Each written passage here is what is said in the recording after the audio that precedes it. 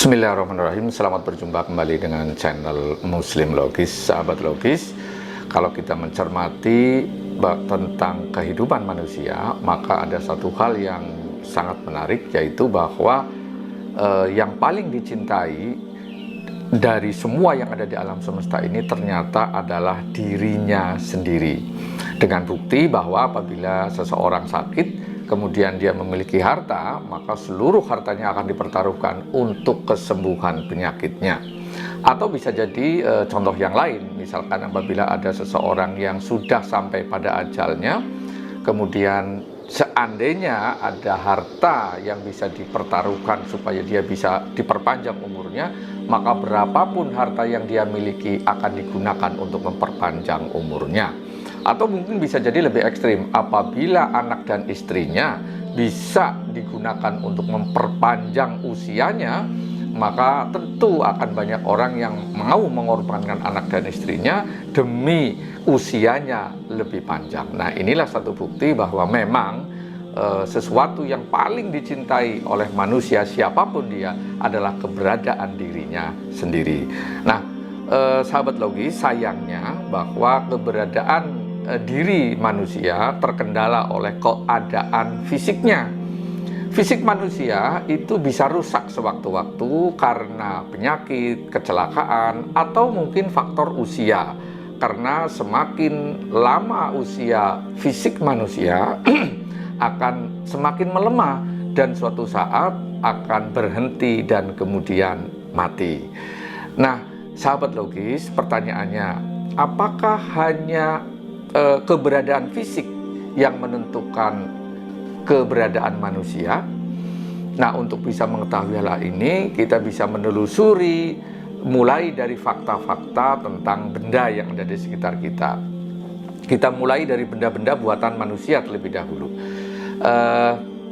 Ada 4 fakta paling tidak. Fakta yang pertama adalah bahwa setiap benda itu memiliki 2 hal yang paling penting, dan 2 hal ini memiliki kedudukan sama dan memiliki nilai yang sama. Apa itu? Yaitu yang pertama adalah fisik, keberadaan fisiknya. Yang kedua adalah fungsinya. Misalkan seperti pulpen. Pulpen ini ada 2 hal yang penting sekali dari pulpen. Yang pertama adalah fisiknya, karena tanpa fisik ini dia tidak akan bisa digunakan, tidak bisa berfungsi. Nah, selain fisik yang sama nilainya adalah fungsinya. Ketika pulpen ini kehilangan fungsi, yaitu untuk menulis, karena dia tidak bisa lagi digunakan untuk menulis karena berbagai sebab, maka pulpen ini menjadi hilang.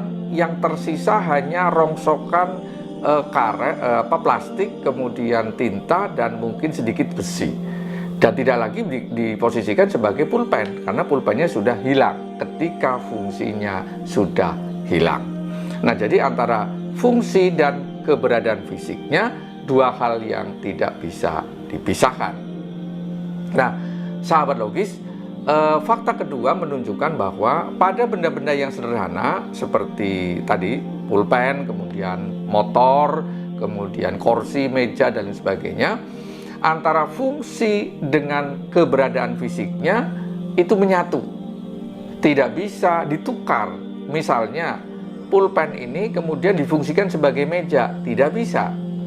Atau motor difungsikan sebagai alat pembajak, tentu juga tidak bisa ya. Jadi pada benda-benda yang sederhana, antara fungsi dengan keberadaan fisiknya menyatu, tidak bisa dibedakan secara tegas dan tidak bisa dipisahkan. Ini fakta kedua. Fakta ketiga menunjukkan ada benda-benda yang canggih buatan manusia, seperti laptop atau komputer seperti yang ada di meja kita. Nah, pada benda-benda yang canggih seperti laptop atau komputer, maka antara fungsi dengan keberadaan fisiknya berbeda. Misalnya laptop ini yang sama bisa difungsikan berbeda-beda tergantung program yang dimasukkan ke dalam laptop ini. Misalnya saat ini kita ingin menggunakan laptop sebagai fungsi perkantoran. Kita tinggal mengisi program-program yang berkaitan dengan tugas-tugas kantor. Tapi kemudian kita ingin merubah laptop ini difungsikan sebagai game permainan. Maka mudah saja, tinggal diisi program permainan dan aktifkan program permainan itu, jadilah dia alat untuk bermain. Atau fungsi yang lain, misalnya dia digunakan untuk fungsi kejahatan, isilah program-program yang berkaitan dengan itu, sehingga pada laptop yang sama dia bisa berubah menjadi alat untuk kejahatan. Nah, inilah fakta ketiga tentang tentang laptop, benda yang canggih yang dibikin oleh manusia. Antara fungsi dan keberadaan fisik bisa dibedakan. Nah, lebih jauh lagi, fakta keempat adalah bahwa fungsi pada benda yang canggih seperti laptop ini itu bisa diambil, bisa dipisahkan dari fisiknya. Misalkan laptop ini sudah diisi program dan data lengkap, tetapi kemudian menunjukkan tanda-tanda akan rusak. Maka kita bisa clone softwarenya, bisa ambil softwarenya seluruhnya, dimasukkan ke dalam flash disk ini. Nah, jadi flash disk ini mewakili seluruh fungsi laptop ini, dan apabila laptop ini kemudian rusak, tidak bisa lagi digunakan, dan dia hanya sekedar seonggok rongsokan besi dan plastik dan yang lainnya, tetapi fungsinya masih bisa diselamatkan. Kemudian dia bisa dihidupkan lagi pada laptop atau netbook yang lain yang sejenis. Dan apabila itu dilakukan, maka akan bangkit kembali, hidup lagi laptop lama persis seperti dulu yang fisiknya rusak. Nah, inilah fakta-fakta tentang benda yang bisa kita ketahui, yang dipahami oleh orang modern saat ini. Nah, bagaimana dengan manusia? Nah, mari kita lihat mulai dari makhluk hidup. Makhluk hidup yang sederhana seperti tumbuhan, binatang, itu antara fisik dengan fungsinya juga tidak bisa dibedakan, menyatu. Misalnya kucing dan anjing, atau dengan kambing, tidak bisa ditukar fungsinya. Kucing ya kucing, dia tidak bisa kemudian difungsikan seperti kambing, tidak bisa. Kemudian anjing, ya dia menyatu antara fisik dengan fungsinya. Maka tidak bisa dipertukarkan dengan harimau misalkan, tidak bisa. Jadi semua tumbuhan dan hewan itu antara fungsi dengan fisiknya menyatu, tidak bisa dipisahkan. Berbeda dengan manusia.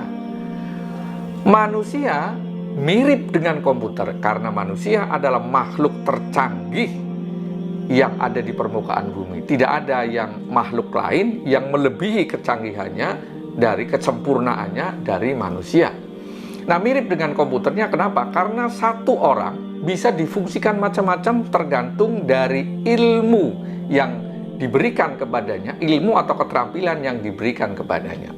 Sebagai contoh, satu orang suatu ketika bisa difungsikan sebagai katakanlah pekerja bangunan yang mengerjakan konstruksi bangunan secara fisik. Tetapi ketika dia kemudian dididik, diberikan ilmu dan keterampilan untuk fungsi perkantoran, maka dia pun bisa berfungsi sebagai orang kantor. Kemudian bisa ditingkatkan lagi, diberikan ilmu yang lebih tinggi lagi, kemudian diberi keterampilan yang lebih tinggi lagi, maka bisa jadi ditempatkan sebagai direktur atau manajer. Nah, jadi fungsi manusia bisa berubah-ubah sesuai dengan software atau ilmu atau keterampilan yang dimasukkan ke dalam orang itu. Jadi mirip sekali dengan komputer. Nah, pertanyaannya adalah pemirsa, bagaimana apakah manusia bisa diperlakukan seperti juga komputer, bahwa fungsinya bisa dibedakan dari fisiknya dan fungsinya bisa melanjutkan keberadaannya? Nah, untuk bisa menjawab pertanyaan ini, tentu kita akan bahas di episode selanjutnya. Untuk episode saat ini sampai di sini. Assalamualaikum warahmatullahi wabarakatuh.